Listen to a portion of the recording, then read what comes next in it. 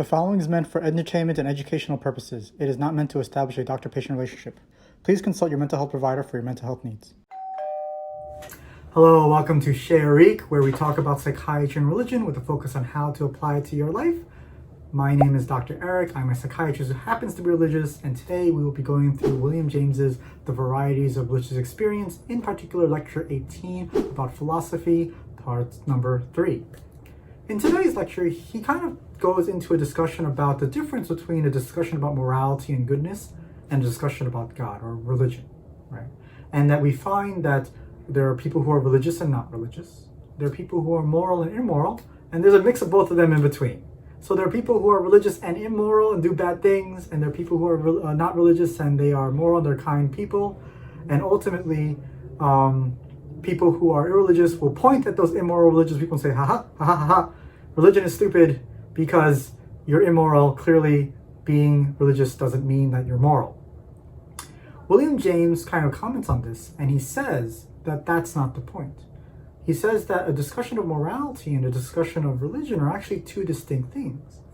A discussion of religion is a pursuit of God and understanding Him, and they find that God is holy, and that in being holy, that's what matters. Yes, God, is good, and God can do nothing but good, and God's omnipotent and has, all powerful. But that a pursuit of morality, again, is different than a pursuit of God. And that if you were to list all the characteristics of God, it actually isn't the same thing as debating over whether or not God exists, right? Like God is good, God is moral, God is omnipotent, but it says nothing to God's existence, because if you go to somebody who doesn't believe in God and you tell them that God has all these qualities, if they don't believe in God, they just go about their way, they don't care. If they do believe in God, they're like, yeah, God is good, God is omnipotent, and all of these things. So again, two different things entirely. And we're talking about goodness and God, right? The existence of God. He highlights Book of Job as an example. And if you're not familiar with the Book of Job, it's a book where Job, a dude, God says he loves God and worships God, and God allows the devil to take away all his things, all his possessions, all his family, and a lot of bad things. And Job remains and continues to have faith all the way through it, even though a lot of bad things happen to him. And that's highlighting the relationship with God and goodness. Okay? So, good things happen, right? And that's a distinct question, right? Morality is a distinct question from existence, from the existence of God. So, what should we do, right? James goes into this idea of modern idealism, right? Where he says it's a better place to put one's faith. And then he goes into a very confusing concept called the Transcendental Ego of Apperception by Kant, right? And I'm not a philosophy PhD person, so I had to kind of really quickly look it up, but I'm not going to read an entire other book to try to explain this thing, right?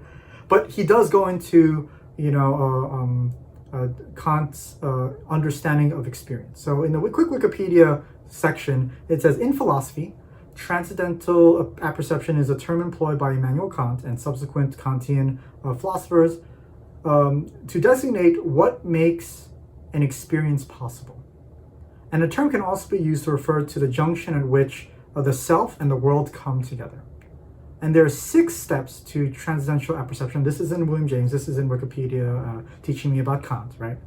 He says, all experience is a succession of a variety of contents, as taken an idea from David Hume. To be experienced at all, the successive data must be combined or held together in a unity of consciousness, unity of experience, therefore implies a unity of self. So if you have all your experiences kind of connected together in like a chain, that's a unity of yourself. And unity of self is as much an object of experience as anything else is. So when you experience a sense of yourself, that too is part of your experience, right? The unity of yourself is an experience. And therefore, experience of both the self and its objects rests on an act to synthesize it all together. And because they are the conditions of any experience, they are not themselves experienced. Not exactly sure what that means. And these prior syntheses are made possible by the categories. Categories allow us to synthesize self and the objects. And Maybe I didn't understand number 5, therefore have trouble with number 6. I think what they're trying to say is that we are a collection of our experiences, and we recognize the self, but because we recognize the self through the experiences, it gets a little bit more challenging along the way.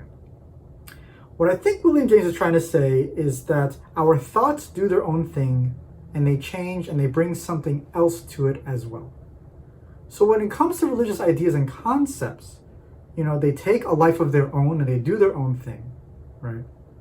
And he cites Scottish Transcendentalist Principle Card for about a very powerful experience of God.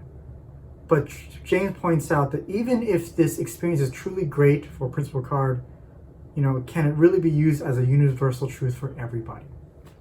This particular part, I had to include it just for the sake of completion.